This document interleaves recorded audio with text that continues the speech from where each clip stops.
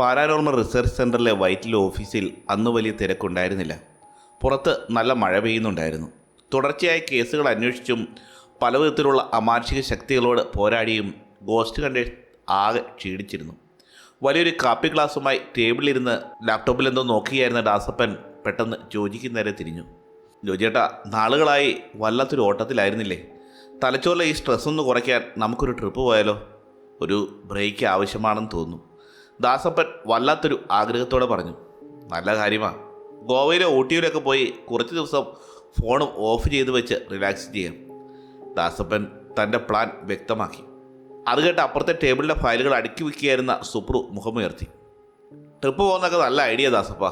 സുപ്രു ഒരു ചെറിയ ചിരിയോടെ പറഞ്ഞു. നമ്മൾ ഗോവയിലോ മൂന്നാറിലോ പോയി റൂം എടുത്താൽ അവിടുത്തെ ലോക്കൽ പ്രേതങ്ങൾ അതാ ഗോസ്റ്റ് ഹണ്ടേഴ്സ് വന്നേക്കുന്നു എന്നും പറഞ്ഞ് നമ്മളെ കാണാൻ വരി നിൽക്കുമോ എന്ന എൻ്റെ ഒരേ ഒരു പേടി. വിശ്രമിക്കാൻ പോയിട്ട് ഒടുവിൽ അതൊരു ഇൻവെസ്റ്റിഗേഷനായി മാറിയാൽ തിരികെ വന്നിട്ട് വിശ്രമിക്കാൻ നമുക്ക് മറ്റൊരു ട്രിപ്പ് കൂടി പോകേണ്ടി വരും. സുപ്രുവിൻ്റെ ആ ഡയലോഗ് കേട്ട് ഗൗരവത്തിലായിരുന്ന ജോജി പോലും അറിയാതെ ചിരിച്ചുപോയി. ദാസപ്പനും ചിരിയടക്കാൻ കഴിഞ്ഞില്ല. അവനെന്തായാലും കോമഡി പറഞ്ഞതല്ല ദാസപ്പ, അത് ചിലപ്പോൾ സത്യമാകാൻ സാധ്യതയുണ്ട്. ജോജി തൻ്റെ കസാരയിൽ നിന്നും എഴുന്നേറ്റ് അവർക്കരിയിലേക്ക് വന്നു. സുപ്രു പറഞ്ഞതിൽ വലിയൊരു കാര്യമുണ്ട്. വെറുതെ മഞ്ഞും മലയെ കാണാൻ പോയാൽ നമ്മുടെ ഈ സംഘത്തിന് അത് വലിയ ബോറടിയാകും. സാഹസികതയാണല്ലോ നമ്മുടെ ചോരയിലുള്ളത്. അപ്പോൾ ജോജിയേട്ടൻ്റെ മനസ്സിലെ പ്ലാൻ എന്താ? സുപ്രു വളരെ ഗൗരവത്തിൽ ചോദിച്ചു. നമുക്കല്പം നിഗൂഢതകൾ നിറഞ്ഞ ആളുകൾ കടന്നു ചെല്ലാൻ ഭയക്കുന്ന ഒരു സ്ഥലത്തേക്ക് പോയാലോ? ഒരു യാത്രയുമാകും, ഒപ്പം അവിടെ പുകഞ്ഞുകൊണ്ടിരിക്കുന്ന വലിയൊരു രഹസ്യത്തിന് ഉത്തരം കണ്ടെത്തുകയും ചെയ്യാം. ജോജിയുടെ വാക്കുകളിൽ പഴയ ഗോസ്റ്റ് ഹണ്ടറുടെ ആവേശം തിരിതല്ലുന്നുണ്ടായിരുന്നു. ഏതാ സ്ഥലം? ദാസപ്പൻ്റെ കണ്ണുകൾ ആകാംക്ഷയോടെ നിറഞ്ഞു. ഇന്ത്യയിൽ ആളുകൾ പോകാൻ ഏറ്റവും കൂടുതൽ ഭയക്കുന്ന ഒരിടമുണ്ട്. ജോജി തൻ്റെ വലിയ മോണിറ്ററിലെ സ്ക്രീൻ അവർക്ക് നേരെ തിരിച്ചു. അതിൽ തകർന്നു കിടക്കുന്ന അതിവിശാലമായൊരു കോട്ടയുടെ ചിത്രമുണ്ടായിരുന്നു. ചുറ്റും വലിയ മരനിരകൾ, നടുവിലായി ഇടിഞ്ഞു പൊളിഞ്ഞ കെട്ടിടങ്ങൾ. ഒറ്റ നോട്ടത്തിൽ തന്നെ എന്തൊക്കെയോ ദുരൂഹതകൾ ആ ചിത്രത്തിലുണ്ടായിരുന്നു. രാജസ്ഥാനിലെ ഭാൻഗഡ് കോട്ട. ജോജിയുടെ സ്വരം കനത്തു. സൂര്യൻ അസ്തമിച്ചാൽ ആർക്കും അവിടേക്ക് പ്രവേശനമില്ല. ആർക്കിയോളജിക്കൽ സർവേ ഓഫ് ഇന്ത്യ തന്നെ അവിടെ ഒരു ബോർഡ് വെച്ചിട്ടുണ്ട്. രാത്രി അവിടെ നിൽക്കുന്നത് നിയമവിരുദ്ധമാണെന്ന്. കാരണം രാത്രി അവിടെ തങ്ങിയാലും ഇന്ന് വരെ ജീവനോടെ തിരിച്ചു വന്നിട്ടില്ല എന്നാണ് ചരിത്രം പറയുന്നത്. നൂറ്റാണ്ടുകൾക്ക് മുമ്പ് സിന്ധ്യ എന്നൊരു ദുർമന്ത്രവാദിയുടെ വലിയൊരു ശാപം വീണ ഇന്ത്യയിലെ ഏറ്റവും വലിയ ഇരുണ്ട ലോകം. ഇത് കേട്ട് സുപ്രു ആ ചിത്രത്തിലേക്ക് സൂക്ഷിച്ചു നോക്കി. ചരിത്രമുറങ്ങുന്ന ആ വലിയ രാജസ്ഥാൻ കോട്ടയും അവിടുത്തെ നാടോടി കഥകളും അവനൊന്ന് മനസ്സിലുരുട്ടി. രാജസ്ഥാനിലെ കൊടും ചൂടും ഈ ശാപകഥകളും അവരിൽ ചെറിയൊരു ഭയമുണ്ടാക്കിയെങ്കിലും പുറത്ത് കാണിക്കാതെ അവൻ ദാസപ്പനെ നോക്കി പതുക്കെ പറഞ്ഞു. സമ്മതിച്ചു, രാജസ്ഥാനിലേക്കുള്ള വലിയ യാത്ര എന്തായാലും കിടക്കും. അവിടെ പകൽ പോയാൽ അവിടുത്തെ വെയിൽ കൊണ്ട് നമ്മൾ പകുതി ആവിയാകും. രാത്രിയായാൽ ആ ദുർമന്ത്രവാദി വന്ന് ബാക്കി പകുതിയും കൊണ്ടുപോകും. എന്നാലും ജോജിയേട്ടൻ പറഞ്ഞാൽ പിന്നെ ഈ സുപ്രു ഇല്ല എന്ന് പറയുമോ? അപ്പോൾ വണ്ടി രാജസ്ഥാനിലേക്ക് തന്നെ വിടാം. സുപ്രുവിൻ്റെ ആ നിഷ്കളങ്കമായ മറുപടി ആ ഓഫീസിലെ അന്തരീക്ഷത്തെ ആവേശഭരിതമാക്കി. വെറുമൊരു വിനോദയാത്രയ്ക്ക് പകരം ഇന്ത്യയിലെ ഏറ്റവും ഭയാനകമായ കോട്ടയുടെ ഉള്ളറയിലെ ഇരുട്ടിലേക്ക് യാത്ര തിരിക്കാൻ അവർ തീരുമാനിക്കുകയായിരുന്നു. ജയ്പൂർ വിമാനത്താവളത്തിൽ നിന്നും മുൻകൂട്ടി ബുക്ക് ചെയ്ത വാടകക്കാരിൽ കയറുമ്പോൾ ഉച്ചയ്ക്ക് 2 മണിയായിരിക്കുന്നു. രാജസ്ഥാനിലെ കൊടും ചൂട് കാറിൻ്റെ ഗ്ലാസുകളെപ്പോലും ചൂടാക്കുന്നു. AC ഫുൾ ഓളിയത്തിലിട്ടിട്ടും പുറത്തെ വരണ്ട കാറ്റിൻ്റെ ചൂട് ഉള്ളിലേക്ക് അരിച്ചിറങ്ങുന്നത് പോലെ തോന്നി. ഇരുവശത്തും പരന്നു കിടക്കുന്ന മരുഭൂമിയും ഇടയ്ക്കിടെ കാണാവുന്ന ചെറുമരകളും പിന്നിട്ട് കാർ ലക്ഷ്യസ്ഥാനത്തേക്ക് കുതിക്കുകയാണ്. പിൻസീറ്റിലിരുന്ന് പുറത്തെ കാഴ്ചകൾ കണ്ടുകൊണ്ടിരുന്ന സുപ്രു പെട്ടെന്ന് മുന്നോട്ട് ആഞ്ഞിരുന്ന് ഡ്രൈവിംഗ് സീറ്റിനോട് അടുത്തുള്ള ജോജിയോട് ചോദിച്ചു. ജോജിയേട്ടാ, യാത്രയുടെ ക്ഷീണം മാറ്റാൻ ജോജിയേട്ടൻ ആ കഥയൊന്ന് പറയുമോ? നമ്മൾ പോകുന്ന ആ ഭാൻഗഡ് കോട്ടയുടെ യഥാർത്ഥ ചരിത്രം എന്താ? എന്തിനാ ആർക്കിയോളജിക്കൽ സർവേ ഓഫ് ഇന്ത്യ അവിടെ രാത്രി വിലക്ക് ഏർപ്പെടുത്തിയിരിക്കുന്നത്? എന്താ അവിടെ ഇത്ര വലിയൊരു ശാപം വീഴാൻ കാരണം? സുപ്രുവിൻ്റെ ചോദ്യം കേട്ട് ഉറക്കം വരാൻ തുടങ്ങിയിരുന്ന ദാസപ്പനും പെട്ടെന്ന് ഉണർന്നിരുന്നു. ജോജി കാറിൻ്റെ സീറ്റിലേക്ക് ഒന്ന് ചാരിയിരുന്ന് കണ്ണാടിയിലൂടെ അവരെ ഇരുവരെയും നോക്കി കഥ പറയുന്ന രീതിയിൽ ഭാൻഗഡിൻ്റെ ഇരുണ്ട ചരിത്രം വിവരിക്കാൻ തുടങ്ങി. 16-ാം നൂറ്റാണ്ടിൽ ജീവിച്ചിരുന്ന മാധോ സിംഗ് എന്ന രാജാവാണ് ഭാൻഗഡ് കോട്ട പണി കഴിപ്പിച്ചത്. വലിയൊരു നഗരം തന്നെയായിരുന്നു അത്. എന്നാൽ ആ കോട്ടയുടെയും നഗരത്തിൻ്റെയും നാശത്തിന് കാരണമായത് രാജാവിൻ്റെ മകളായ രത്നാവതി രാജകുമാരിയായിരുന്നു. രത്നാവതി അതീവ സുന്ദരിയായിരുന്നു. രാജകുമാരിയുടെ സൗന്ദര്യത്തെക്കുറിച്ചുള്ള കഥകൾ രാജ്യമെങ്ങും പാടി നടന്നിരുന്നു. ജോജി ഒന്ന് ദീർഘമായി ശ്വാസമെടുത്ത് നിർത്തി. ആ നഗരത്തിൽ സിന്ധ്യ എന്നു പേരുള്ള വലിയൊരു ദുർമന്ത്രവാദി ഉണ്ടായിരുന്നു. അവന് രത്നാവതിയോട് അതിയായ മോഹം തോന്നി. പക്ഷെ ഒരു സാധാരണക്കാരനായ അതും മന്ത്രവാദിയായ തനിക്ക് രാജകുമാരിയെ ഒരിക്കലും സ്വന്തമാക്കാൻ കഴിയില്ലെന്ന് അവൻ അറിയാമായിരുന്നു. അതുകൊണ്ട് തൻ്റെ മന്ത്രവാദം ഉപയോഗിച്ച് രാജകുമാരിയെ വശീകരിക്കാൻ അവൻ തീരുമാനിച്ചു. ഒരിക്കൽ രാജകുമാരിയുടെ തോഴിമാർ മാർക്കറ്റിൽ വന്ന് അവർക്കായി അത്തർ വാങ്ങുന്നത് സിന്ധ്യ കണ്ടു. അവൻ തന്ത്രത്തിൽ ആ അത്തർ കുപ്പിയിൽ അതിശയകരമായ ഒരു വശ്യക്ഷതം കലർത്തി. ആ സുഗന്ധം ശ്വസിച്ചാൽ രാജകുമാരി സിന്ധ്യയുടെ അടിമയായി മാറുമെന്നായിരുന്നു അവൻ്റെ കണക്കുകൂട്ടൽ. എന്നാൽ സിന്ധ്യ മന്ത്രവാദം ചെയ്യുന്നത് രത്നാവതി രാജകുമാരി ദൂരെ നിന്നും കണ്ടിരുന്നു. തോഴിമാർ കൊണ്ടുവന്ന ആ കുപ്പി രാജകുമാരി കോട്ടയ്ക്ക് പുറത്തുള്ള വലിയൊരു പാറക്കെട്ടിലേക്ക് എറിഞ്ഞുടച്ചു. കഥ കേട്ട് ആകാംക്ഷയോടെ ഇരിക്കുകയായിരുന്ന ദാസപ്പൻ ചോദിച്ചു, എന്നിട്ട് ആ മന്ത്രവാദിക്ക് എന്തു പറ്റി? അവിടെയാണ് ചരിത്രം മാറുന്നത്. ജോജിയുടെ ശബ്ദം ഗൗരവത്തിലായി. ആ അത്തറിൽ കലർത്തിയ മന്ത്രവാദത്തിന് വലിയ ശക്തി ഉണ്ടായിരുന്നു. കുപ്പി പൊട്ടി അത്തർ വീണ ആ വലിയ പാറ മന്ത്രശക്തിയാൽ സിന്ധ്യയ്ക്ക് നിറെ ഉരുണ്ടുവന്നു. ഭീമാകാരമായ ആ പാറയുടെ അടിയിൽപ്പെട്ട് അവൻ്റെ ശരീരം ചതഞ്ഞരിഞ്ഞു. ജീവൻ പോകുന്ന അവസാനത്തെ നിമിഷത്തിൽ രക്തം തുപ്പിക്കൊണ്ട് അവൻ ആ കോട്ടയെ നോക്കി ഭയാനകമായ ഒരു ശാപം നൽകി. ജോജിയുടെ വാക്കുകളിൽ ആ പുരാതന ശാപത്തിൻ്റെ ഭീകരത നിഴലിച്ചു നിന്നു. ഈ കോട്ടയും നഗരവും അധികനാൾ നിലനിൽക്കില്ല. ഇവിടെ ഉള്ളവരെല്ലാം അതിദാരുണമായി കൊല്ലപ്പെടും. ഒരിക്കലും മോക്ഷം കിട്ടാതെ അവരുടെയെല്ലാം ആത്മാക്കൾ ഈ കോട്ടയുടെ ഉള്ളറയിൽ അലഞ്ഞു നടക്കും. ഇതായിരുന്നു അവൻ്റെ ശാപം. സിന്ധ്യ മരിച്ച് കുറച്ച് നാളുകൾക്കുള്ളിൽ തന്നെ ഫാങ്കഡിലേക്ക് വലിയൊരു യുദ്ധം വരികയും രാജകുമാരി ഉൾപ്പെടെ ആ നഗരത്തിലെ എല്ലാവരും ക്രൂരമായി കൊല്ലപ്പെടുകയും ചെയ്തു. അന്ന് വീണതാണ് സുപ്രു ആ ശാപം. ഇന്നും ആ കോട്ടയ്ക്കുള്ളിൽ വെളിച്ചം മങ്ങിയാൽ രത്നാവതിയുടെയും ആ ദുർമന്ത്രവാദിയുടെയും ആത്മാക്കൾ ഉണരുമെന്നാണ് നാട്ടുകാർ പറയുന്നത്. കഥ കേട്ട് കഴിഞ്ഞപ്പോൾ കാറിനുള്ളിൽ ചെറിയൊരു നിശബ്ദത പരന്നു. ആ വലിയ ശാപത്തിൻ്റെ ഭീകരത ദാസപ്പനിൽ നേരിയൊരു ഭയം ഉണ്ടാക്കിയിരുന്നു. എന്നാൽ സുപ്രു വളരെ പക്വതയോടെ ആ സാഹചര്യത്തെ ഒന്ന് ലഘൂകരിക്കാൻ തീരുമാനിച്ചു. എന്തായാലും ആ ദുർമന്ത്രവാദി സിദ്ധിയുടെ ടൈം വളരെ മോശമായിപ്പോയി ജോജിയേട്ടാ, സുപ്രു ചിരിയടക്കി പിടിച്ചുകൊണ്ട് പറഞ്ഞു. അത്ര വാങ്ങി പ്രേമിക്കാൻ പോയിട്ട് അവസാനം സ്വന്തം തലയിൽ പാറ വീണ് മരിക്കേണ്ടി വന്നല്ലോ. ആ ആത്മാവിന് എന്തായാലും ചെറിയൊരു ഫ്രസ്ട്രേഷൻ കാണും. എന്തായാലും കോട്ടയ്ക്കുള്ളിൽ വെച്ച് പുള്ളിക്ക് നമ്മളോട് പ്രത്യേകിച്ച് വല്ല സ്നേഹവും തോന്നാതിരുന്നാൽ മതിയായിരുന്നു. സുപ്രുവിന് തമാശ കേട്ട് ജോജിയും ദാസപ്പനും ഉറക്കെ ചിരിച്ചുപോയി. ഭയത്തിൻ്റെ നേരിയൊരു അംശത്തെ ആ ചിരി അവിടെ തന്നെ ഇല്ലാതെയാക്കി. അവൻ്റെ ഒരു തമാശ. ജോജി ചിരിച്ചുകൊണ്ട് ഡ്രൈവിംഗിലേക്ക് ശ്രദ്ധ തിരിച്ചു. എന്തായാലും ആർക്കിയോളജി ഡിപ്പാർട്ട്മെൻറ്റ് പോലും അംഗീകരിച്ച ആ ശാപത്തിൻ്റെ യഥാർത്ഥ കാരണം കണ്ടെത്താനാണ് ഗോസ്റ്റ് ഹണ്ടേഴ്സ് പോകുന്നത്. അത് മന്ത്രവാദിയാണെങ്കിലും വേറെ ഏത് പിശാചാണെങ്കിലും നമ്മുടെ മെഷീനുകൾക്ക് മുന്നിൽ ഇന്ന് രാത്രി അവർ ഉത്തരം പറയേണ്ടി വരും. സന്ധ്യ മയങ്ങാറായപ്പോഴേക്കും അവരുടെ കാർ ആരവല്ലി മരനിരകൾക്കിടയിലുള്ള കൊടുങ്കാടിൻ്റെ വക്കിലെത്തിയിരുന്നു. ദൂരെ ആകാശം ഇരുളുന്നതിന് മുന്നേ തന്നെ ഭീതിയുടെ കരിമ്പടം പുറച്ചു നിൽക്കുന്ന ആ ഭാഗത് കോട്ടയുടെ വലിയ മതിലുകൾ അവർക്ക് വ്യക്തമായി കാണാമായിരുന്നു. ആരവല്ലി മരനിരകളുടെ താഴ്വാരത്തിലൂടെ കാർ മുന്നോട്ട് പോകുന്തോറും റോഡിൻ്റെ വീതി കുറഞ്ഞു വരികയായിരുന്നു. ചുറ്റും കരിഞ്ഞ പുല്ലുകളും വലിയ പാറക്കെട്ടുകളും മാത്രം. പകലിലെ ചൂട് പതിയെ മാറി. ഭൂമിയിലെ തണുത്ത കാറ്റ് കാറിനുള്ളിലേക്ക് അരിച്ചു കയറാൻ തുടങ്ങിയിരിക്കുന്നു. ഇരുട്ട് വീട് തുടങ്ങിയ ആ വിജനമായ പാതയിൽ മറ്റൊരു വാഹനം പോലും അവർക്ക് കാണാൻ കഴിഞ്ഞില്ല. പെട്ടെന്ന് കാറിൻ്റെ ഹെഡ്ലൈറ്റ് വെളിച്ചത്തിൽ ദൂരെയായി ഒരു കാഴ്ച കണ്ട് ജോജി ബ്രേക്ക് ചവിട്ടി. റോഡരികിൽ തകരാറായ ഒരു പഴയ രാജസ്ഥാൻ ജീപ്പ് കിടപ്പുണ്ട്. അതിൻ്റെ ബോണറ്റ് തുറന്നു വെച്ചിരിക്കുകയാണ്. ജീപ്പിൻ്റെ ഡ്രൈവറെ എങ്ങും കാണാനില്ല. എന്നാൽ അതിനരികിലായി വലിയൊരു ബാക്ക് പാക്കിന് തോളിലിട്ട് ഒരു പെൺകുട്ടി നിൽക്കുന്നുണ്ടായിരുന്നു. അവൾ കൈ കാണിച്ച് അവരുടെ കാർ നിർത്താൻ ആവശ്യപ്പെട്ടു. ഈ കൊടും കാടിന് നടുവിൽ, അതും ശാപഗ്രസ്തമായ ലോകം മുഴുവൻ വിശ്വസിക്കുന്ന ഫാൻഗഡിൻ്റെ തൊട്ടരികിൽ സന്ധ്യാസമയത്ത് ഒരു പെൺകുട്ടി ഒറ്റയ്ക്ക് നിൽക്കുന്നത് കണ്ട് ജോജിയും ദാസപ്പനും പരസ്പരം നോക്കി. സുപ്രു പുറകിൽ നിന്ന് ഗ്ലാസ്സിലൂടെ അവിടെ സൂക്ഷിച്ച് നിരീക്ഷിച്ചു. കാലുകൾ നിലത്തുറപ്പിച്ച് തന്നെയാണ് നിൽക്കുന്നത്. നിഴലുമുണ്ട്. ജോജി കാറിൻ്റെ ഗ്ലാസ് പതുക്കെ താഴ്ത്തി. എന്തുപറ്റി കുട്ടി? ഈ സമയത്ത് ഇവിടെ ഒറ്റയ്ക്ക് നിൽക്കുന്നത് അപകടമല്ലേ? ജീപ്പിൻ്റെ ഡ്രൈവർ എവിടെ? അവൾ കാറിൻ്റെ അടുത്തേക്ക് വന്നു. വിയർപ്പിൽ കുതിർന്ന മുഖത്ത് വലിയൊരു ആശ്വാസമുണ്ടായിരുന്നു. എൻ്റെ പേര് അപർണ. ഡൽഹി യൂണിവേഴ്സിറ്റിയിൽ ആർക്കിയോളജി ഫൈനൽ ഇയർ സ്റ്റുഡൻ്റാണ്. ഫാൻഗഡ് കോട്ടയെക്കുറിച്ച് എൻ്റെ റിസർച്ചിൻ്റെ ഭാഗമായി വന്നതാണ്. ജീപ്പ് പെട്ടെന്ന് ബ്രേക്ക് ഡൗണായി. മെക്കാനിക്കിനെ വിളിച്ചു കൊണ്ടുവരാമെന്ന് പറഞ്ഞ് ഡ്രൈവർ പോയിട്ട് ഇപ്പോൾ 1 മണിക്കൂറിലേറെയായി. അയാളിനി തിരിച്ചു വരുമെന്ന് തോന്നുന്നില്ല. ഫാൻഗണ്ടിൻ്റെ അടുത്തേക്ക് പോകുന്നവരാണെങ്കിൽ എനിക്കൊരു ലിഫ്റ്റ് തരുമോ?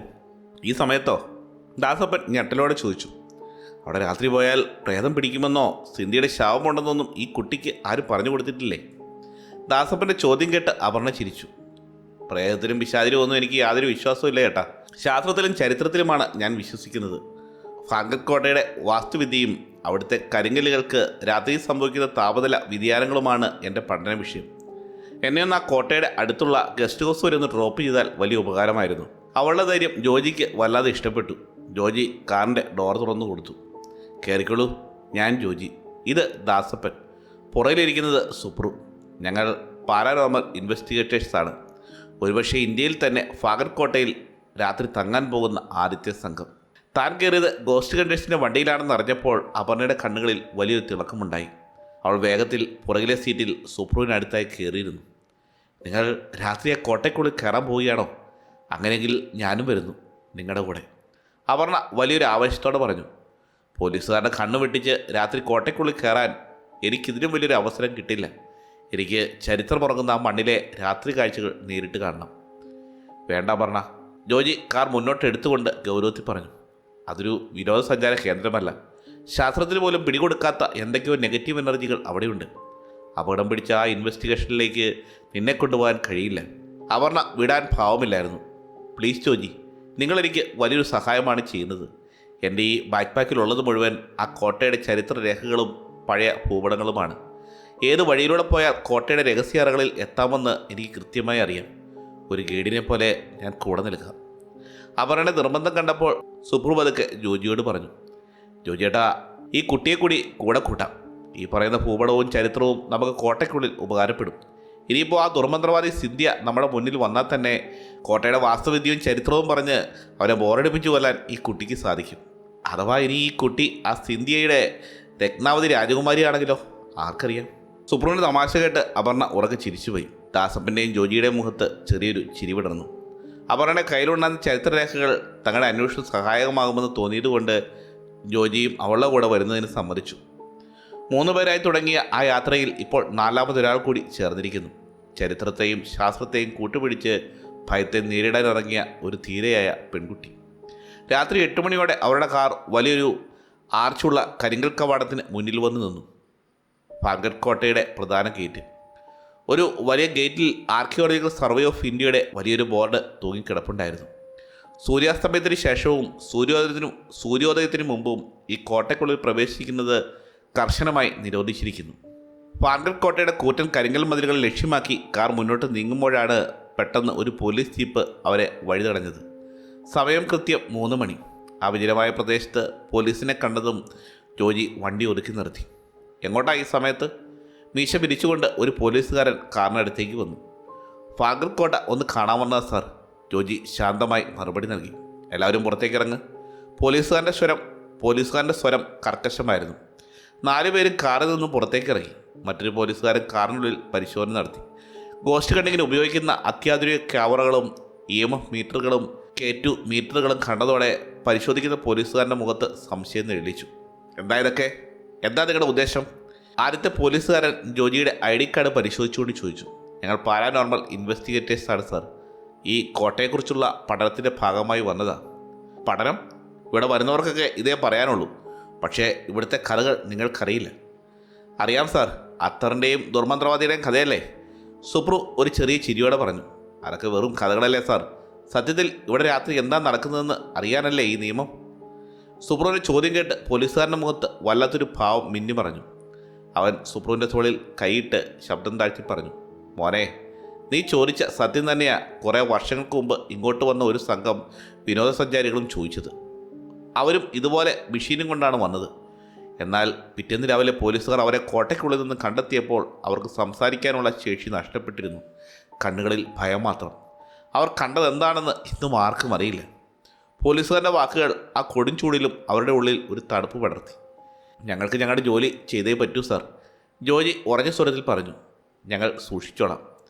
ശരി, നിങ്ങളുടെ ഇഷ്ടം. പോലീസുകാർ ജോജിയുടെ ID കാർഡ് തിരികെ കൊടുത്തു. പക്ഷേ ഒരു കാര്യമുണ്ട്. സമയം ഇപ്പോൾ 3:30. 6 മണിക്ക് മുമ്പ് നിങ്ങളെല്ലാവരും ഈ കോട്ടയിൽ നിന്നും പുറത്തിറങ്ങണം. അത് കഴിഞ്ഞാൽ പിന്നെ ഞങ്ങൾ ഉത്തരവാദികളല്ല. കോട്ടയുടെ വലിയ ഗേറ്റ് 6 മണിക്ക് പൂട്ടും. പിന്നെ നിങ്ങൾ എത്ര നിലവിളിച്ചാലും ഒരാളും നിങ്ങളെ സഹായിക്കാൻ വരില്ല. പോലീസുകാരൻ്റെ മുന്നറിയിപ്പ് കേട്ട് ജോജിയുടെ മുഖത്ത് അല്പം ഭയം നീളിച്ചെങ്കിലും അവനത് പുറത്തു കാണിച്ചില്ല. ദാസപ്പൻ തൻ്റെ മെഷീനുകൾ ഒന്നുകൂടി പരിശോധിച്ചു. ശരി സാർ, 6 മണിക്ക് മുമ്പ് ഞങ്ങൾ തിരിച്ചെത്തും, ജോജി പറഞ്ഞു. അതൊരു വലിയ കരിങ്കൽ തടവറയാ സാറേ, പോലീസുകാരൻ പറഞ്ഞു. ഒരിക്കൽ അതിനുള്ളിൽ അകപ്പെട്ടാൽ പിന്നെ സമയം പോകുന്നത് അറിയത്തേയില്ല. ഇരുട്ട് വീഴുമ്പോൾ ആ കോട്ടയ്ക്കുള്ളിലെ ഓരോ കല്ലിനും ജീവൻ വയ്ക്കും, സൂക്ഷിച്ചു. പോലീസ് ജീപ്പ് അവിടെ നീങ്ങിയതും അവർ കാറിൽ കയറി. സമയം വളരെ കുറവാണ്, 2.5 മണിക്കൂർ മാത്രമേ അവർക്ക് മുന്നിലുള്ളൂ. ആ സമയത്തിനുള്ളിൽ ആ കൂറ്റൻ കോട്ടയുടെ രഹസ്യങ്ങൾ മുഴുവൻ കണ്ടുപിടിക്കാൻ അവർക്ക് കഴിയില്ല. പക്ഷേ ആർക്കിയോളജി വിദ്യാർത്ഥിയായ അപർണയുടെ സഹായത്തോടെ ആ കോട്ടയുടെ ഏറ്റവും പ്രധാനപ്പെട്ട ഭാഗങ്ങൾ പരിശോധിക്കാൻ അവർ തീരുമാനിച്ചു. വൈകുന്നേരം 6 മണിക്ക് മുമ്പ് കോട്ടയ്ക്ക് പുറത്തിറങ്ങണമെന്നായിരുന്നു പോലീസിൻ്റെ കർശനമായ നിർദ്ദേശം. 6 മണിയോടെ തന്നെ അവർ കോട്ടയുടെ പ്രധാന ഗേറ്റിന് പുറത്തെത്തിയിരുന്നു.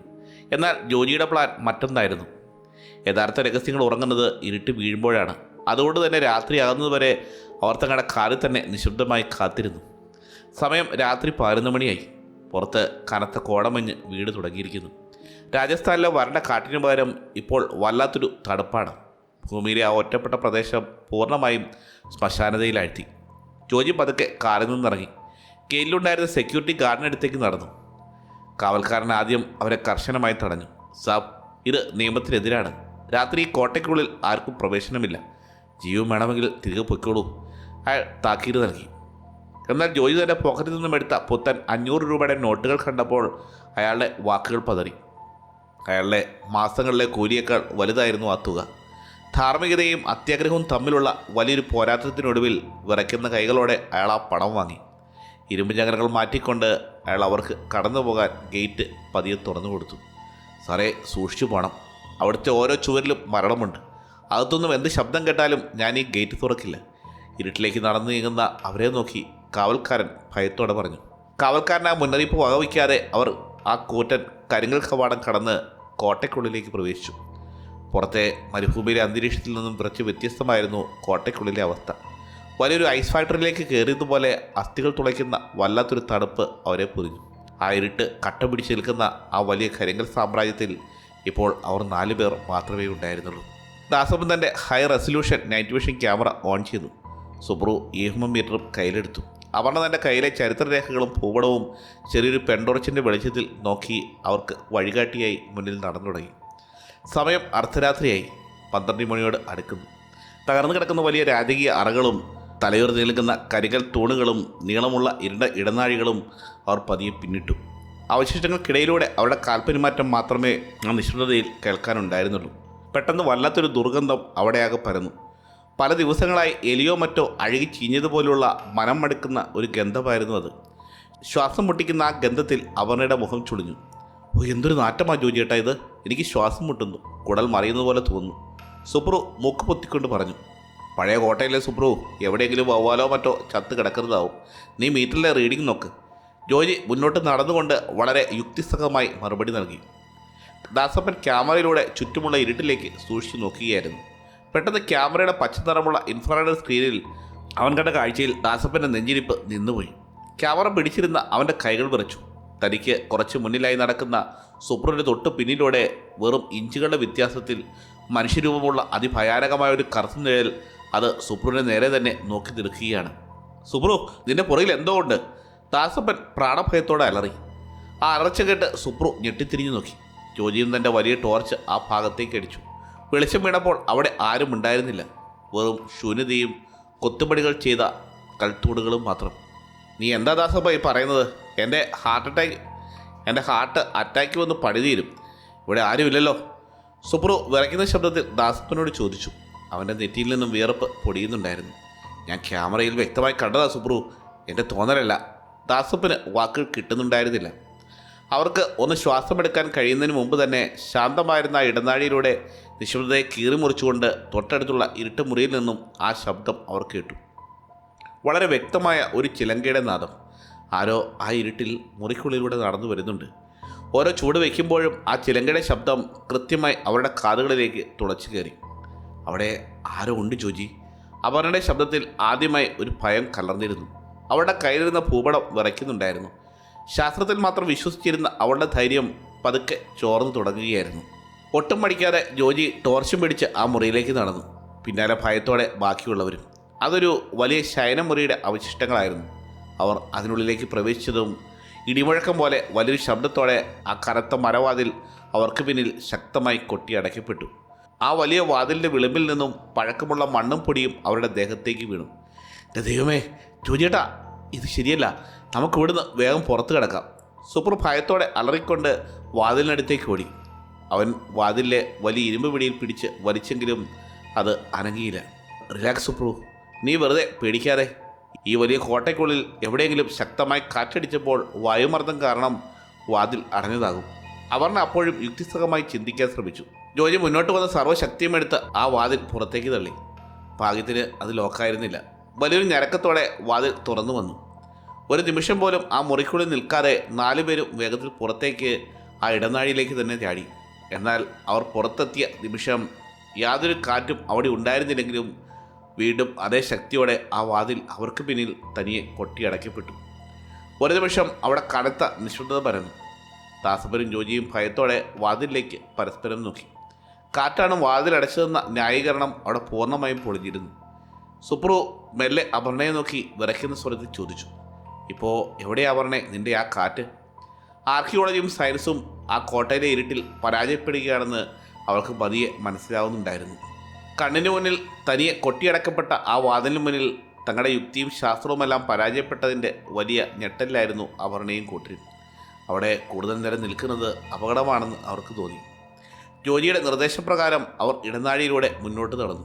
അപർണയുടെ കയ്യിലിരുന്ന ഭൂപടം ഇപ്പോൾ വെറുമൊരു കടലാസ് കഷ്ണം മാത്രമാണെന്ന് അവൾക്ക് തോന്നിത്തുടങ്ങിയിരുന്നു. പുലർച്ചെ 1:15. കോട്ടയുടെ താപനില വീണ്ടും കുറഞ്ഞുകൊണ്ടിരുന്നു. നടന്നു തളർന്ന അവർ ഒരു വലിയ കരിങ്കൽ തോടിൽ നിന്നു. ഭയവും ക്ഷീണവും എല്ലാവരുടെയും മുഖത്ത് പ്രകടമായിരുന്നു. ജോജിയേട്ടാ, എനിക്കൊന്ന് മൂത്രം ഒഴിക്കണം, സുപ്രു പെട്ടെന്ന് പറഞ്ഞു. പേടിച്ചിട്ട് ബ്ലാഡർ പൊട്ടാറായി നിൽക്കുക. ഈ ഇരുട്ടെന്തോ നിനക്ക് വേറെ സമയമൊന്നും കിട്ടിയില്ലേ സുപ്രു? ദാസപ്പൻ ദേഷ്യത്തോടെ ചോദിച്ചു. അതിന് മൂത്രം വരുമ്പോൾ ടൈം നോക്കാൻ പറ്റുമോ ദാസപ്പേട്ട? ഞാൻ ഈ തുണിയുടെ മറവിലേക്ക് ഒന്ന് മാറി നിന്നോളാം, ആരും എന്നെ തരിച്ചാക്കി പോകരുത് എന്ന് പറഞ്ഞ് സുപ്രു കുറച്ചു മാറി ഇരുട്ടിലേക്ക് നടന്നു. അപർണ ടോർച്ചിൻ്റെ വെളിച്ചത്തിൽ മാപ്പ് നോക്കി അവർ നിൽക്കുന്ന സ്ഥലം കണ്ടുപിടിക്കാൻ ശ്രമിക്കുകയായിരുന്നു. സുപ്രു ആ കോട്ടയുടെ പഴയൊരു ഭിത്തിയിലേക്ക് തിരിഞ്ഞു നിന്ന് തൻ്റെ കാര്യം സാധിച്ചു. പക്ഷെ ശപിക്കപ്പെട്ട ആ മണ്ണിലെ വലിയൊരു അശുദ്ധിയായിരുന്നു അത്. സുപ്രു സിബിട്ട് തിരികെ നടക്കാൻ തുടങ്ങുന്നതിനൊപ്പം കോട്ടയുടെ അന്തരീക്ഷം പെട്ടെന്ന് മാറി മറിഞ്ഞു. ദാസപ്പൻ്റെ കയ്യിലിരുന്ന EMM മീറ്ററിലെ ലൈറ്റുകൾ ചുവപ്പ് നിറത്തിൽ അതിവേഗം മിന്നി മറയാൻ തുടങ്ങി. പെട്ടെന്ന് കോട്ടയുടെ അടിത്തട്ടിൽ നിന്നും വരുന്നത് പോലെ കാലുകൾ തുടയ്ക്കുന്ന ഭയാനകമായൊരു സ്ത്രീ ശബ്ദം ഇടനാഴിയിൽ മുഴങ്ങി.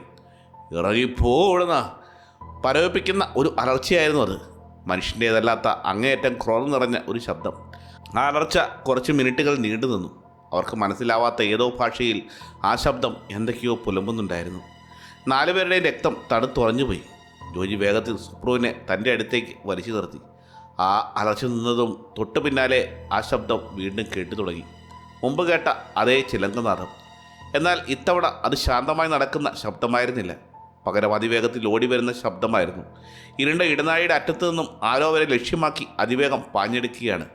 ആ കാൽച്ചുവടുകളുടെ ശബ്ദം ഓരോ സെക്കൻഡിലും അടുത്തടുത്ത് വന്നുകൊണ്ടിരിക്കുന്നു. അത് നമ്മുടെ അടുത്തേക്ക് വരികയാണ്, ഓടിക്കോ, ജോജി അലറി. അടുത്ത നിമിഷം ജീവൻ കയ്യിൽ പിടിച്ച് 4 പേരും ആ ഇരുളിലേക്ക് ചിതറിയോടി.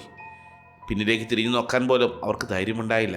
അപർണയുടെ മാപ്പോ ദാസപ്പൻ്റെ ക്യാമറയോ ആരും ശ്രദ്ധിച്ചില്ല. മുന്നിൽ കണ്ട വഴിയിലൂടെ വലിയ പടവുകൾ കടന്ന് തകർന്ന മുറികൾക്ക് നടുവിലൂടെ അവർ ലക്ഷ്യമില്ലാതെ ഓടിക്കൊണ്ടിരുന്നു. പിന്നിൽ ആ ചിലങ്കയുടെ ശബ്ദം അവരെ വിടാതെ പിന്തുടരുന്നുണ്ടായിരുന്നു. ശ്വാസം കിട്ടാതെ അവർ ഒരു വലിയ ഇരുണ്ട ഹാളിൽ വന്നു നിന്നു. സുപ്രുവും ദാസപ്പനും കിതച്ചുകൊണ്ട് തറയിലേക്ക് ഇരുന്നു പോയി. ജോജി തൻ്റെ വലിയ ടോർച്ച് 4 പാടും അടിച്ചു നോക്കി. അവർ എവിടെയാണെന്ന് ഒരു എത്തും പിടിയുമില്ല. നമുക്ക് വഴിതെറ്റി ജോജിയേട്ടാ, സുപ്രു കിതച്ചുകൊണ്ട് കരയുന്ന സ്വരത്തിൽ പറഞ്ഞു. നമ്മൾ എവിടെയാ? ഇവിടുന്ന് പുറത്തേക്ക് വഴിയില്ലേ? പേടിക്കരുത്, ജോജി അപർണയെ നോക്കി. അപർണ, മാപ്പ് നോക്ക്, നമ്മളിപ്പോൾ എവിടെയാണെന്ന് കണ്ടുപിടിക്കുക. അപർണ വിറയ്ക്കുന്ന കൈകളോടെ തൻ്റെ ഭൂപടം നിർത്തി. ടോർച്ചിൻ്റെ വെളിച്ചത്തിൽ അവൾ ആ മാപ്പും ചുറ്റുമുള്ള കുത്തുപണികളും നോക്കി ഒത്തുനോക്കാൻ ശ്രമിച്ചു. പക്ഷേ അവളുടെ കണ്ണുകളിൽ ഭയം നിറഞ്ഞു തുടങ്ങിയിരുന്നു. ഇല്ല ജോജി, അപർണയുടെ ശബ്ദം വിറച്ചു. ഈ മാപ്പിൽ ഇങ്ങനൊരു ഹാളില്ല. നമ്മൾ എവിടെയാണെന്ന് എനിക്കറിയില്ല. ഈ കോട്ടയുടെ രൂപം തന്നെ മാഞ്ഞു പോയതുപോലെ തോന്നുന്നു. നമ്മളിപ്പോൾ പൂർണ്ണമായും ഈ ഇരുട്ടിൽ വഴിതെറ്റിയിരിക്കുകയാണ്. കോട്ടയുടെ അജ്ഞാതമായ ഏതോ ഇരുളറയിൽ അകപ്പെട്ട ജോജിയും സംഘവും ജീവൻ കയ്യിൽ പിടിച്ച് വീണ്ടും നടന്നു തുടങ്ങി. ഭയവും ക്ഷീണവും കാരണം സുബ്രുവിനും ദാസപ്പൻ്റെയും കാലുകൾ മുന്നോട്ട് വയ്ക്കാൻ കഴിയുന്നുണ്ടായിരുന്നില്ല. അപർണയുടെ മുഖത്ത് ചോരയോട്ടം നിലച്ചതുപോലെ തോന്നി. അപർണയുടെ മാപ്പിലില്ലാത്ത ഒരു കോട്ടയിലൂടെയാണ് തങ്ങളിപ്പോൾ നടക്കുന്നത് സത്യം അവരെ വല്ലാതെ വേട്ടയാടി.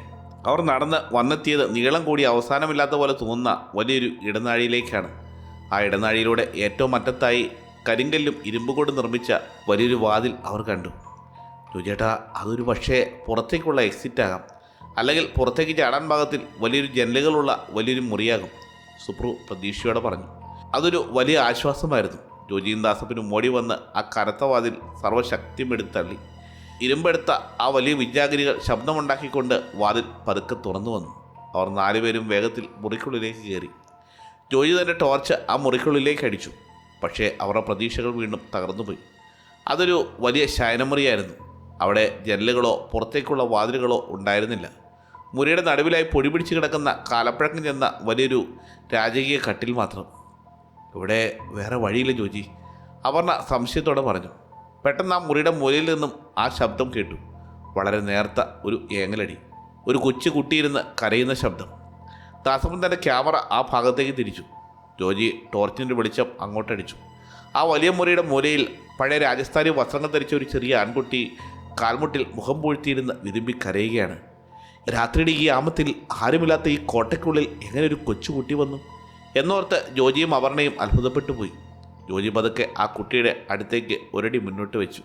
പെട്ടെന്ന് ആ കുട്ടി മുഖമുയർത്തി അവരെ നോക്കി. ആ കണ്ണുകളിൽ കൃഷ്ണമണികൾ ഉണ്ടായിരുന്നില്ല, പകരം പൂർണ്ണമായും വെളുത്ത നിറമായിരുന്നു. ആ കുട്ടി വിറയ്ക്കുന്ന എന്നാൽ ഭയാനകമായ ശബ്ദത്തിൽ അവരെ നോക്കി മന്ത്രിച്ചു. അവളുടെ പവിത്രത നിങ്ങൾ നശിപ്പിച്ചു, ഇനി അവൾ നിങ്ങളുടെ തലയെടുക്കും. അത്രയും പറഞ്ഞ ഉടനെ ആ കുട്ടി അതിവേഗത്തിൽ ആ വലിയ കട്ടിലിനടിയിലേക്ക് ഇഴഞ്ഞു മാറി. ജോജിയും ദാസപ്പനും ഒരു നിമിഷം പകച്ചു നിന്നു. ധൈര്യം സംഭരിച്ച് ജോജി പതുക്കെ കട്ടിലിനടുത്തേക്ക് നടന്നു. അവൻ താഴേക്ക് കുരിഞ്ഞ് ടോർച്ചിൻ്റെ വെളിച്ചം കട്ടിലിനടിയിലേക്ക് അടിച്ചു നോക്കി. അവിടെ ആരും ഉണ്ടായിരുന്നില്ല, വെറും ശൂന്യത മാത്രം. കൺമുന്നിൽ കണ്ട ആ കുട്ടി കാറ്റിൽ അലിഞ്ഞ് ഇല്ലാതായതുപോലെ മാഞ്ഞു പോയിരിക്കുന്നു. ഓടിക്കൂ, സുപ്രു പ്രാണഭയത്തോടെ അലറി.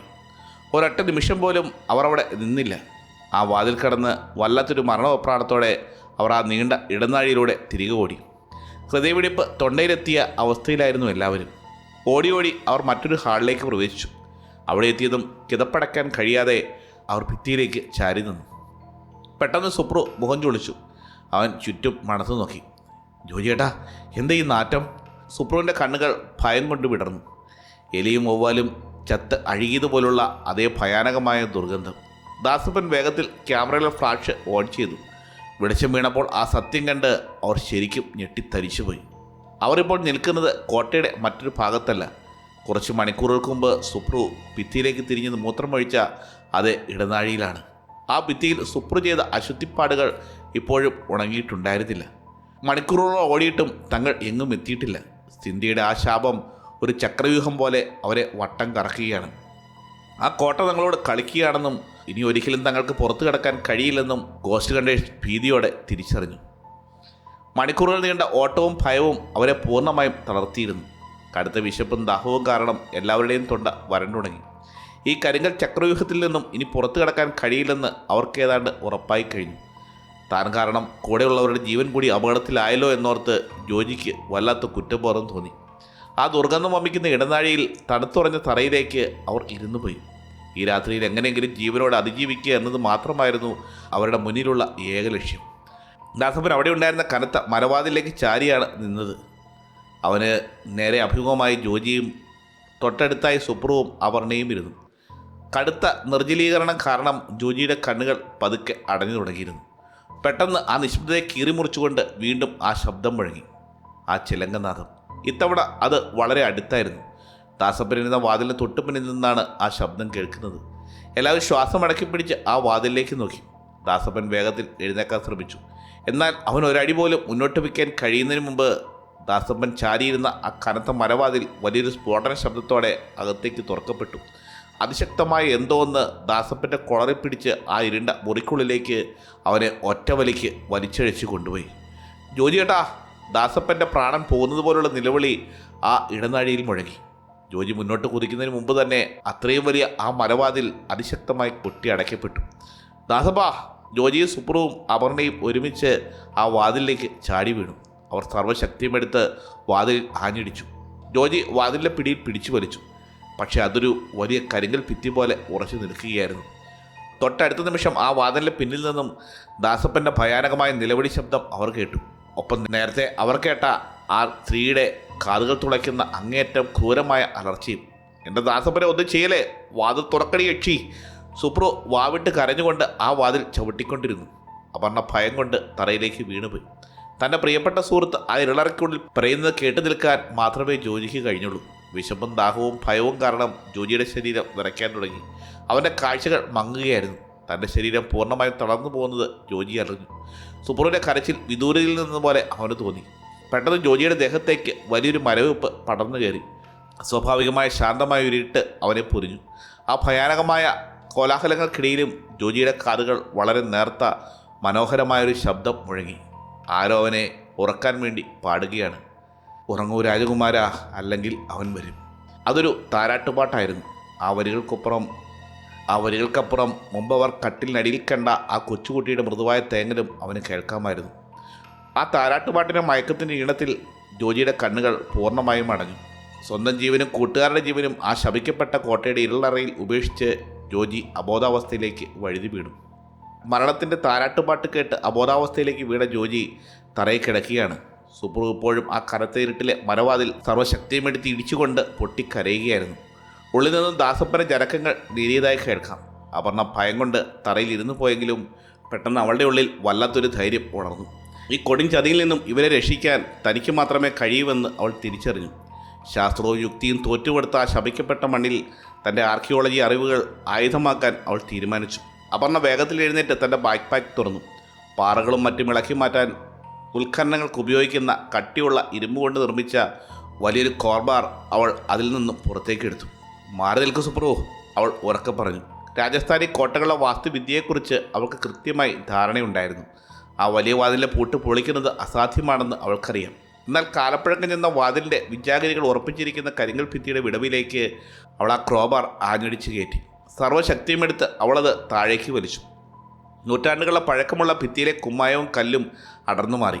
വലിയൊരു ശബ്ദത്തോടെ ആ വാതിലിൻ്റെ ഒരു ഭാഗം താഴേക്ക് ചെരിഞ്ഞു. സുപ്രുവും അപർണയും കൂടി ആ വാതിൽ ബലമായി തുറന്നു. ഉള്ളിലേക്ക് ടോർച്ചടിച്ചപ്പോൾ കണ്ട കാഴ്ച അവരുടെ രക്തം മരവിപ്പിച്ചു. മുറിയുടെ നടുവിലായി അബോധാവസ്ഥയിൽ കിടക്കുന്ന ദാസപ്പൻ്റെ കാലിൽ പിടിച്ച് ഇരുട്ടിലേക്ക് വലിച്ചിഴയ്ക്കാൻ ശ്രമിക്കുകയാണ് ആ കറുത്ത നിഴൽ രൂപം. ദാസപ്പാ! സുപ്രു അലറിക്കൊണ്ട് ഉള്ളിലേക്ക് ചാടി ദാസപ്പൻ്റെ കാലിൽ മുറുക്കെ പിടിച്ചു.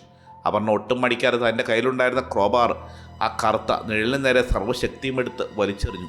ആ ഇരുമ്പ് തണ്ട് ചെന്ന് കൊണ്ടതും കാതുകൾ തുളയ്ക്കുന്ന ആ സ്ത്രീയുടെ അലർച്ച വീണ്ടും വഴങ്ങി. ആ നിമിഷം നിഴലിൻ്റെ പിടിവിട്ടു. സുപ്രുവും അപർണയും ചേർന്ന് ദാസപ്പനെ വലിച്ച് പുറത്തേക്കിട്ടു. ദാസപ്പൻ്റെ മുഖത്ത് ചോരപ്പാടുകളുണ്ടായിരുന്നു. അവന് ബോധമില്ല. ജോജി എഴുന്നേപ്പിക്കും സുപ്രു, ആ വാതിൽ പൂർണ്ണമായും തകരുന്നതിന് മുമ്പ് നമുക്ക് ഇവിടുന്ന് രക്ഷപ്പെടണം, അപർണ ധൃതിയിൽ പറഞ്ഞു. സുപ്രു ജോജിയുടെ മുഖത്ത് ശക്തമായി തട്ടി വിളിച്ചു. കയ്യിലുണ്ടായിരുന്ന ബാക്കി വെള്ളം മുഖത്തേക്ക് കുടഞ്ഞപ്പോൾ ജോജി ഞെട്ടിയുടർന്നു. ചുറ്റും നടക്കുന്നത് എന്താണെന്ന് മനസ്സിലാക്കാൻ ജോജിക്ക് കുറച്ച് സെക്കൻഡുകൾ വേണ്ടി വന്നു. ദാസപ്പനെ അവർ രക്ഷിച്ചെടുത്ത് കണ്ട് ജോജി വേഗത്തിൽ എഴുന്നേറ്റ് ദാസപ്പനെ തൻ്റെ തോളിലേക്ക് താങ്ങിയെടുത്തിട്ടു. പ്രധാന ഗേറ്റിലേക്ക് പോകാൻ ഇനി കഴിയില്ല ജോജി, അത് അടച്ചിരിക്കുകയാണ്. മാത്രമല്ല അവിടെ എത്താൻ കിലോമീറ്ററുകൾ താണ്ടണം. അപർണ തൻ്റെ മാപ്പ് നിലത്തു നിന്നും എടുത്തുകൊണ്ട് പറഞ്ഞു. എന്നാൽ രാജകുടുംബം യുദ്ധകാലത്ത് കോട്ടയ്ക്ക് പുറത്തേക്ക് രക്ഷപ്പെടാൻ ഉപയോഗിച്ചിരുന്ന ഒരു രഹസ്യ തുറങ്കമുണ്ട്. എൻ്റെ മാപ്പിൽ അതിലേക്കുള്ള വഴിയുണ്ട്. അത് കോട്ടയുടെ പിൻഭാഗത്തുള്ള ഒരു രഹസ്യ കവാടത്തിലേക്കാണ് തുറക്കുന്നത്. നമുക്ക് അതിലൂടെ പോകാം. ഇരുളറയിൽ നിന്നും ചിലങ്കനാദം വീണ്ടും ശബ്ദത്തോടെ പുറത്തേക്ക് വരുന്നത് കേട്ടതും അവർ 4 പേരും മുന്നോട്ട് കുതിച്ചു. അപർണ ടോർച്ചുമായി മുന്നിലേക്ക് നടന്നു. അവരുടെ ഓരോ ചൂടും കൃത്യമായിരുന്നു.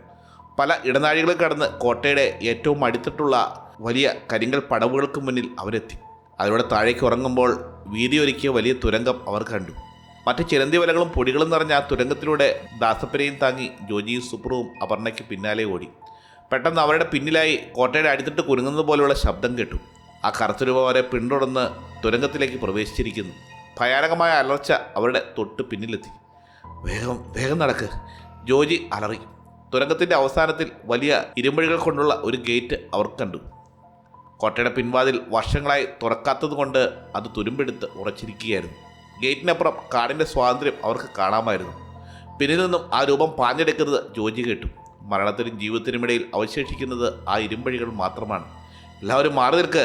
ജോജി തന്നെ തോളിൽ നിന്നും ദാസപ്പനെ സുപ്രൂവിനെ ഏൽപ്പിച്ച ശേഷം അട്ടിരാലിൽ ഇറച്ചി കയറിയ ശരീരത്തോടെ ആ ഇരുമ്പഴികളിലേക്ക് സർവ്വശക്തിയും എടുത്ത് ചവിട്ടി. ഒന്നാമത്തെ ചവിട്ടിൽ അത് അനങ്ങിയില്ല. പിന്നിൽ ചിലങ്കനാദം അവരുടെ തൊട്ടടുത്തായി. ജോജി രണ്ടാമതും ആഞ്ഞു ചവിട്ടി. വലിയൊരു ഞരക്കത്തോടെ ആ ഇരുമ്പഴികൾ പുറത്തേക്ക് തകർന്നു വീണു. ഒരൊറ്റ നിമിഷം കൊണ്ട് ജോജിയും കൂട്ടരും തുരങ്കത്തിൽ നിന്ന് പുറത്തേക്ക് കോട്ടയ്ക്ക് പുറത്തുള്ള മുള്ളുകൾ നിറഞ്ഞ കാട്ടിലേക്ക് തെറിച്ചു വീണു. അവർ പുറത്തു കിടന്ന നിമിഷം തുരങ്കത്തിൻ്റെ മുഖത്ത് ആ കറുത്ത നിഴൽ വന്നു നിന്നു.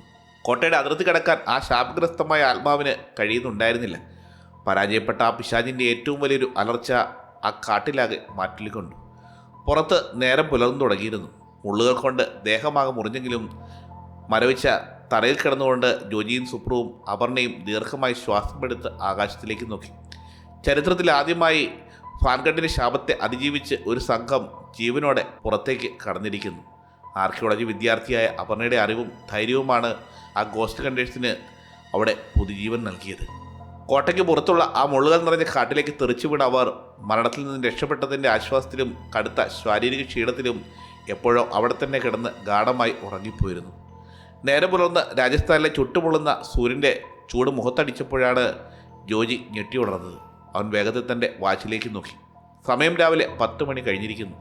ദേഹമാകെ ഉണങ്ങിയ ചോരപ്പാടുകളും പൊടിയും നിറഞ്ഞിരിക്കുന്നു. ജോജി വേഗത്തിൽ എഴുന്നേറ്റ് തൊട്ടടുത്ത് കിടന്നതിന് സുപ്രുവിനെയും ദാസപ്പനെയും വിളിച്ചുണർത്തി. ദാസപ്പൻ്റെ മുഖത്ത് അപ്പോഴും വലിയൊരു ക്ഷീണം ഉണ്ടായിരുന്നെങ്കിലും അവന് പൂർണ്ണമായും ബോധം തെളിഞ്ഞിരുന്നു.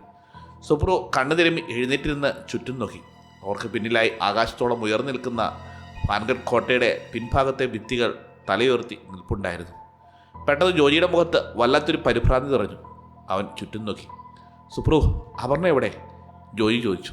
സുപ്രുവും ദാസപ്പനും ഞെട്ടി ചുറ്റും നോക്കി. അപർണ അവിടെയൊന്നും ഉണ്ടായിരുന്നില്ല.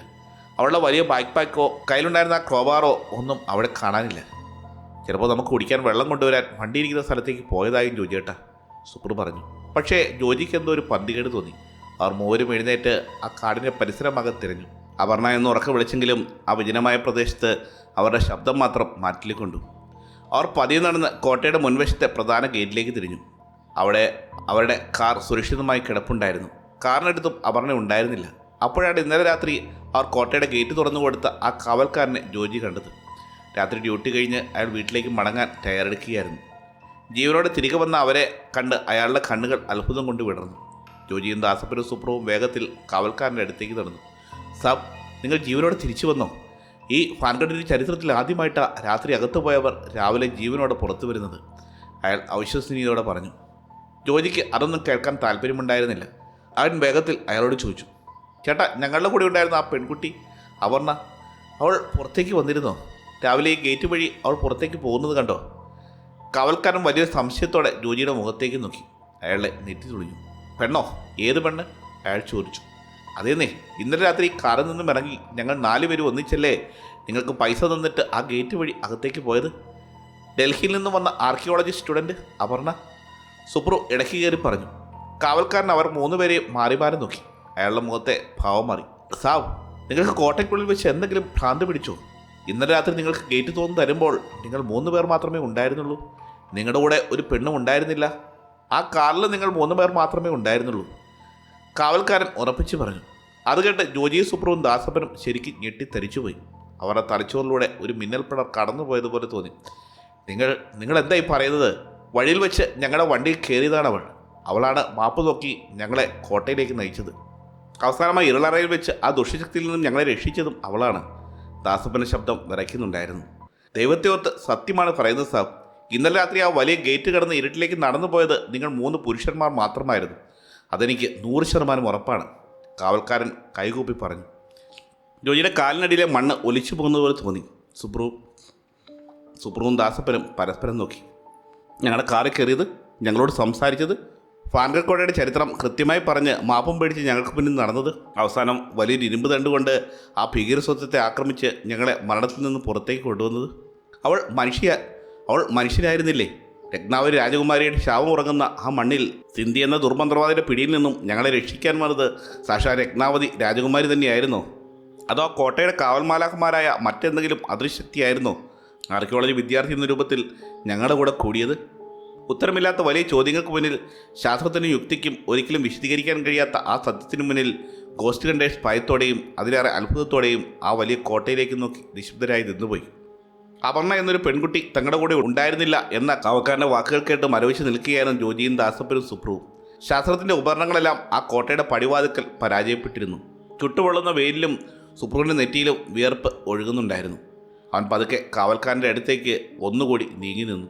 കോട്ടയ്ക്കുള്ളിൽ തങ്ങൾ നേരിട്ട ആ ഭീകരതയുടെ യഥാർത്ഥ കാരണം അറിയാതെ അവന് അവിടെ നിന്നും പോകാൻ കഴിയുമായിരുന്നില്ല. ചേട്ടാ, സുപ്രു വിറയ്ക്കുന്ന സ്വരത്തിൽ ചോദിച്ചു. അപർണ ആരായിരുന്നാലും അവളാണ് ഞങ്ങളെ രക്ഷിച്ചത്. പക്ഷെ കോട്ടയ്ക്കുള്ളിൽ ഞങ്ങളെ കൊല്ലാൻ ശ്രമിച്ചത് ദുർമന്ത്രവാദിയായ ആ സിന്ധ്യ ആയിരുന്നില്ല. ചിലങ്ക കിട്ടിയ ഒരു സ്ത്രീയായിരുന്നു അത്. ഇറങ്ങിപ്പോകുമെന്ന് അലറിക്കൊണ്ട് അവളാണ് ദാസപ്പനെ ഇരുട്ടിലേക്ക് വലിച്ചഴിച്ചത്.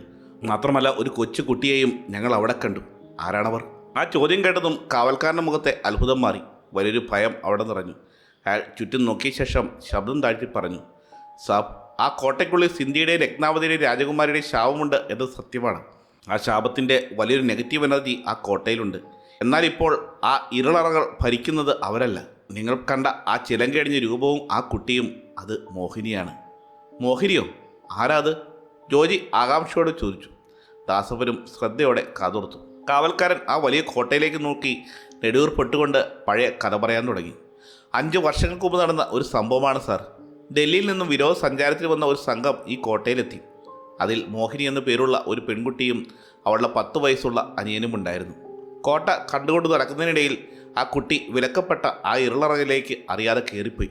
വൈകുന്നേരം എല്ലാവരും തിരികെ വരാൻ നോക്കുമ്പോഴാണ് കുട്ടിയെ കാണാനില്ല എന്ന് മനസ്സിലാകുന്നത്. പോലീസും നാട്ടുകാരും ദിവസങ്ങളോളം കോട്ടയ്ക്കുള്ളിൽ തിരഞ്ഞെങ്കിലും ആ കുട്ടിയെ കണ്ടെത്താനായില്ല. കാവൽക്കാരൻ്റെ കണ്ണുകളിൽ വലിയൊരു സങ്കടം നിഴലിച്ചു. എല്ലാവരും തിരച്ചിൽ അവസാനിപ്പിച്ച് മടങ്ങിയെങ്കിലും മോഹിനി പോയില്ല. തൻ്റെ അനിയനെ കണ്ടെത്താതെ അവൾക്ക് തിരികെ പോകാൻ കഴിയുമായിരുന്നില്ല. അവളുടെ സമനില പതുക്കെ തെറ്റിയിരുന്നു.